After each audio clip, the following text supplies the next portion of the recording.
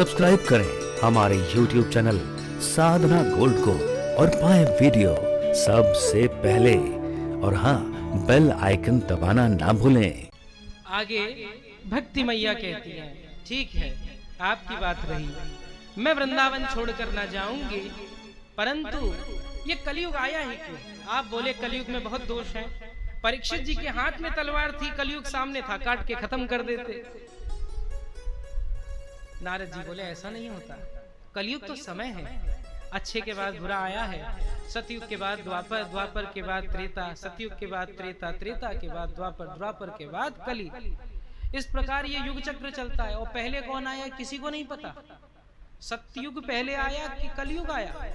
अब कलयुग होगा, हमारे लिए पहला युग कौन सा पड़ेगा? अभी कलयुग चल रहा है, सतयुग पड़ेगा, परंतु सतयुग वालों के लिए पहला युग कौन सा पड़ेगा?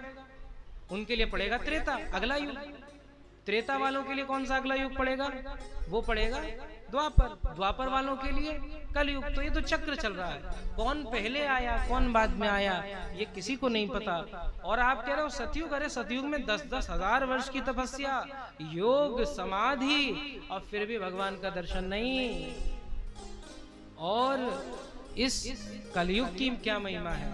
गोस्वामी जी लिखते हैं, क्या लिखते हैं कि इस कलयुग में एक बार जो भगवान के नाम पर विश्वास कर ले, कलयुग में एक बार भगवान के नाम पर विश्वास करे और भगवान के गुणों का गान करे, तो इस कलयुग से सहज ही पार हो जाता है। और ऐसी स्थिति है कि सूरदास जी लिख रहे हैं इस कलयुग के लिए, सब इस कलयुग की प्रशंसा कर रहे हैं। हम लोग कहते हैं अरे बड़ा बुरा समय आ गया, पर संत तो कहते हैं बड़ा अच्छा समय आया। सूरदास जी कहते हैं कलयुग जहां और नहीं केवल केशव नाम। कलयुग ऐसा है जहां तो कुछ और नहीं चलता, केवल केशव नाम ही चलता है। ऐसा ही एक कलयुग है। तो इस कलयुग की बड़ी महिमा है। और इस कलयुग में अगर भगवान को एक बार प्रेम से पुकार लिया तो काम बन जाता है। भक्ति मैया बोली, मैं तो बड़ी प्रसन्न हो गई, आपने मेरा उद्धार कर दिया। आप जैसे ज्ञानी ऋषि मिलते हैं तो ही मन को शांति मिलती है। अब मुझे समझ में आ गया कलयुग भी कोई बुरा नहीं है।